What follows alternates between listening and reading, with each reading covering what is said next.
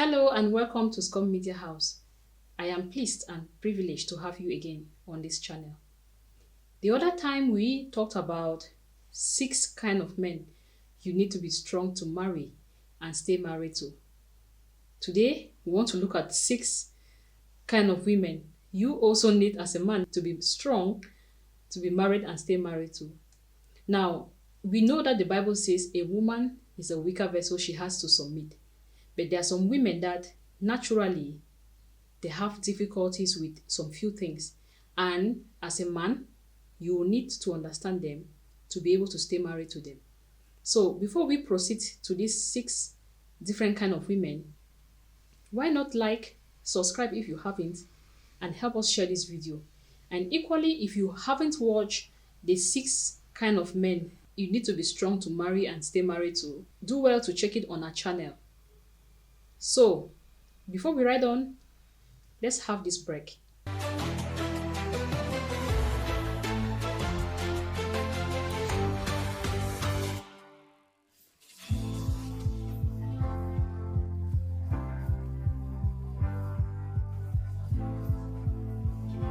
The very first woman you have to be strong to be married and stay married to is the only girl, especially when she comes from a rich family. When you marry the only girl, you're not just marrying her, you're marrying the whole family's pride and treasure. She grew up, she was pampered, overprotected, and was hardly ever corrected, even when she was wrong. Everyone around her had to do everything to please her. So she grew up with a lot of yes, yes, yes, and it's difficult to get a no. If she comes from a wealthy family, a wealthy background, it gets even tougher.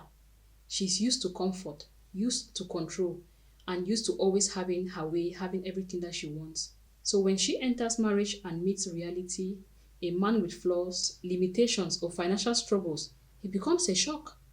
The smallest no can sound like disrespect. The smallest correction feels like rejection.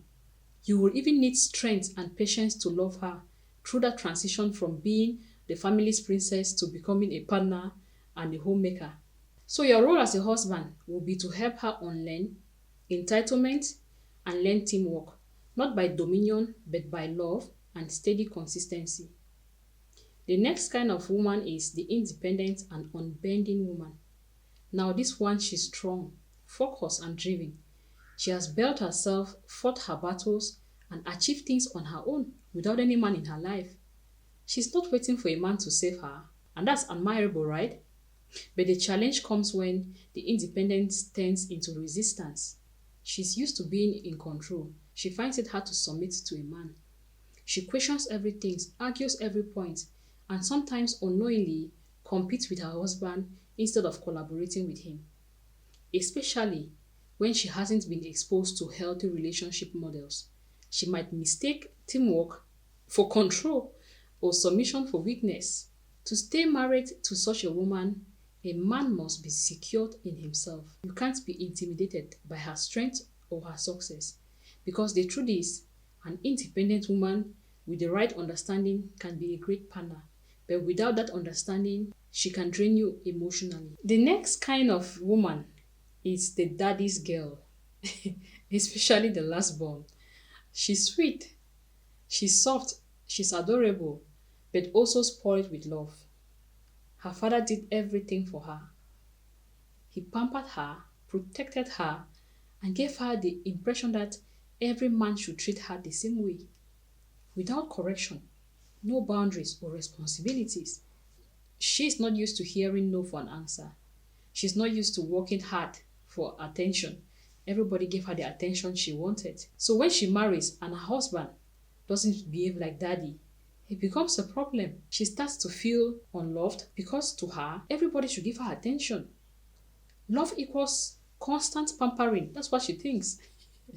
A man married to a daddy's girl must be emotionally patient, very patient. You will need to teach her that love isn't always about getting everything your way, but learning to adjust, compromise, and mature emotionally. The next kind of woman is the breadwinner woman. We have women who are breadwinners in their family. Now this one is another tough one. She's the pillar of her family. the one everyone depends on, her parents, her siblings, sometimes even her extended family. She is used to taking charge financially and emotionally. And when she marries, it becomes difficult for her to switch that off. Even when her husband is capable, she still finds herself trying to lead, provide, and make all the major decisions. And if the man happens to earn less, she may unconsciously look down on him or treat him as a dependent instead of a partner. To stay married to such a woman, a man must be emotionally confident. You must not allow insecurity to push you into unnecessary power struggles. Try to create a partnership mindset. Let her know that your worth isn't measured by money, but by leadership, vision, and stability. The next is the highly educated woman who doesn't know how to balance knowledge with relationship wisdom. She's far educated, a good talker, she's brilliant, intelligent, articulate, exposed, and sometimes looks intimidating. Her knowledge gives her confidence, but that same confidence can become a wall in her relationship. This kind of woman corrects her husband often, challenges his views, and sometimes unintentionally makes him feel small. She may not do it out of pride, but because she believes she knows better. To her, leadership is earned by intelligence, not by position. So if she feels more informed, she struggles to submit. We have women that behave like this. I'm sure you've come across some. It takes strength, a lot of strength, and calmness to be married to such a woman. And as a man, you can't try to out argue her. You must learn how to lead by actions, not by words. Show her that leadership is not by domination, about education, but about direction and consistency.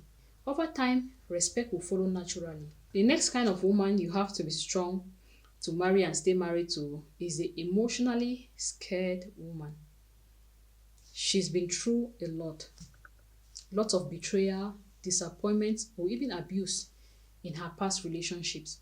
Her heart is guarded and she struggles to trust. Every little misunderstanding to her feels like a threat because she has gone through a lot. She builds emotional walls and tests your love constantly to see if you will stay. It takes a patient man to love such a woman, to understand that her reactions often comes from her pains, not pride. Healing her requires presence, reassurance, and patience, not arguments or pressure. Conclusively, these six category of women don't necessarily mean they are bad women or they cannot be married or stay married. It simply means that certain backgrounds, experiences, or mindsets can make relationships even more demanding. Just as women need strength to love certain types of men, as we earlier mentioned, men also need the same wisdom and emotional balance to love certain types of women because love alone is never enough. It takes lots of understanding, communication, patience, and emotional maturity to turn weaknesses into strength. If you find yourself married to any of these women, don't see them as a problem. See them as people with stories. And when you choose understanding over arguments, you build not just a marriage, but a partnership that grows stronger over time. Again, we are not saying that this particular kind of women are worse or shouldn't be married, but we are saying that every man needs to understand the kind of woman you're marrying. The same way women have to understand the kind of man they are marrying. If that be the case, maybe sometimes through premarital counseling, you have that understanding. It helps you get prepared ahead of time for what lies ahead. So, my last advice is do not get married without premarital counseling because this is where some of these things are being exposed and even challenged. I have had many clients in counseling where they had some such mindsets, and I did my best. Though change does not come abruptly, it takes time. But I've seen most people sometimes give up when they are not patient. You need patience to marry women or men that have similar stories. Thank you so much for staying right to the end. Thank you for watching. Like, subscribe, share if you haven't. Tell us what you think. Until we meet in the next edition, I remain your counselor, Mrs. Asanji Yvette. See you again.